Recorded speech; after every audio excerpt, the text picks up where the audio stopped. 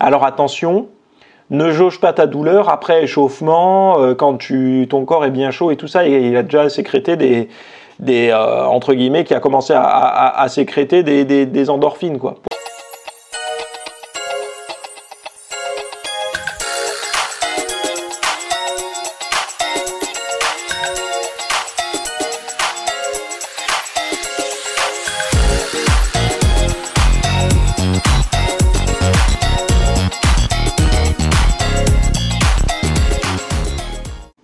Salut à tous, nouvelle question aujourd'hui de la part de Meknoum Berceric. Alors salut, j'ai eu une question qui a rien à voir avec le sujet de la vidéo. Voilà, depuis la fin de cet hiver, je traîne une douleur sur l'articulation du coude de mon bras gauche. J'ai essayé de faire avec et continue à m'entraîner en surcharge progressive, notamment en dips et traction lestée. Depuis 2 semaines, j'ai dû revoir ma stratégie d'entraînement car la douleur commençait à s'aggraver. Donc au lieu de me lester, j'utilise l'entraînement au ralenti.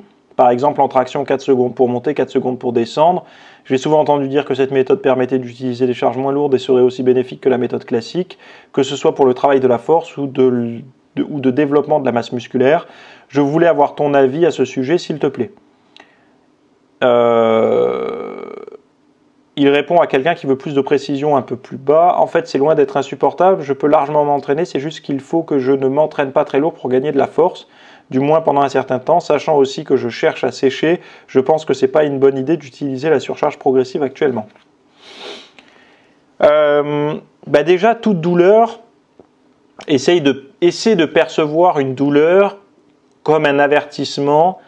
En fait, si tu veux, moi j'essaye de voir la douleur comme une claque derrière la tête. Tu sais, des fois quand tu étais gosse et que tu faisais une connerie, tu prenais une tarte derrière la tête, là, ici, boum, et tu sais, ça surprend. Tu vois, et moi ça m'est arrivé souvent, pas parce que je faisais souvent des conneries, parce que je pense que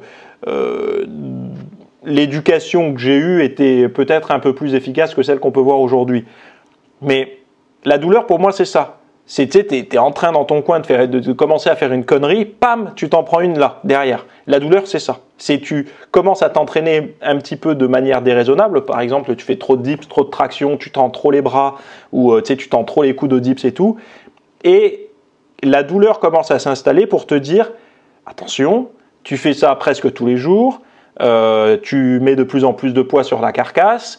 À un moment donné, laisse-moi récupérer. Je comprends que tu sois passionné, t'aimes ça, moi aussi j'aime bien me développer, ton corps te parle en fait, hein. Il dit moi aussi j'aime bien me développer, c'est cool, tu me renforces, tu fais bien circuler mon sang, tu produis plein de BDNF et tout ça, comme dans les dernières vidéos qu'on fait Gundil là. Donc tout ça c'est très bien, mais ma structure tendineuse et mes articulations, elles ont besoin d'un petit peu plus de récupération. Donc si tu pouvais éviter de taper toujours sur le même angle, ça serait cool.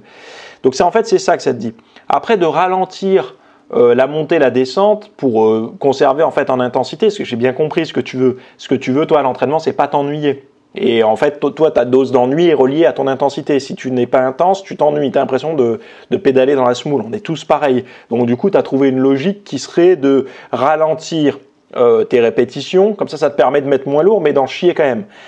Pourquoi pas, si tu veux. Si ça te permet de ne pas arrêter l'entraînement. Par contre, si tu as mal aux dips et tu as mal aux tractions, arrête les tractions, arrête les dips.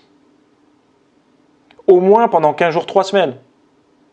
Tu fais autre chose, tu fais du développé couché, tu fais du développé incliné, tu fais du développé décliné. Enfin, évite le décliné parce que on est un peu trop dans le même axe que les dips. Mais fais autre chose. Et pour les tractions, arrête tous les tirages verticaux. Fais du rowing. Mets un peu l'accent sur les lombaires, des choses comme ça. De manière à te laisser récupérer de ce côté-là. D'ailleurs, surveille aussi ton entraînement sur les triceps. Est-ce que tu n'y vas pas un peu trop à froid, etc., un peu trop fort? Donc ça, c'est des conseils, on va dire, génériques. Parce que tu disais, voilà, depuis la fin de cet hiver, je traîne une douleur. Donc ça veut dire que la question, elle date un peu de cet hiver. Donc ça veut dire que tu te l'es traîné tout l'été et tout. Mais il n'y a pas vraiment de question, en fait, hein.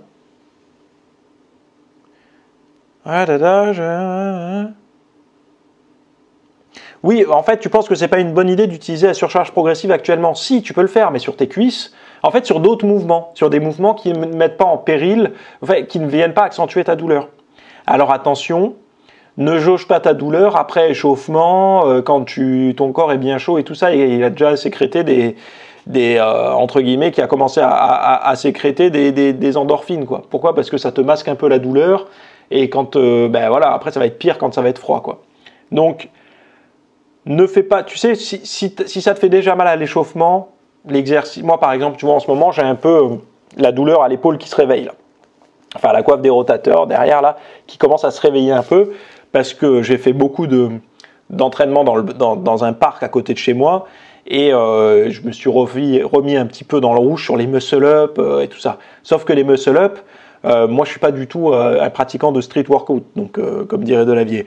Donc du coup, je ne sais pas faire les muscle-up en mode strict, tu sais, genre droit comme un i, tout avec la force de je sais pas quoi d'ailleurs.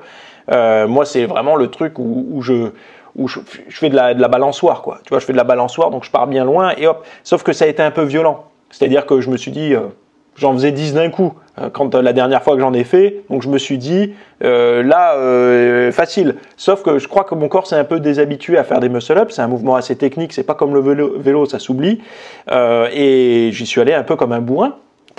C'est hors de question que j'en passe pas, donc voilà, mon ego et ma stupidité est revenu à la charge.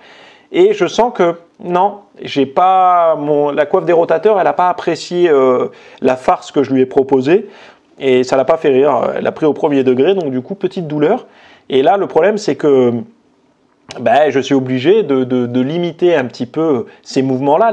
En fait, dès que ça me fait mal, par exemple là, si je me mets au développé couché, même à la barre à vide, je sens il y a un petit truc comme ça qui est une gêne. Donc je préfère éviter. Donc moi par exemple, hop, je vais faire du développé plus serré, avec une posture différente, donc ça me fait plus du tout mal comme ça. Je vais faire d'autres mouvements, etc. pour pouvoir limiter que cette douleur s'aggrave en fait. Mais bon, après il reste plein d'autres groupes musculaires à faire, hein, c'est pas un problème. Mais moi j'aime bien trouver toujours des solutions pour continuer à travailler le groupe musculaire. Donc le meilleur conseil que je peux te donner, c'est trouve tous les exercices pour les groupes musculaires que tu entraînais avec tes tractions et tes dips avec d'autres exercices en fait. Tu fais d'autres exercices. Et la règle d'or, c'est pas mal, même à l'échauffement. Si l'exercice à vide te fait déjà mal, c'est pas quand tu vas mettre du poids qu'il va plus te faire mal. Voilà. Donc la semaine prochaine, on parlera d'un autre sujet. Et en attendant, bonne semaine à toutes et à tous.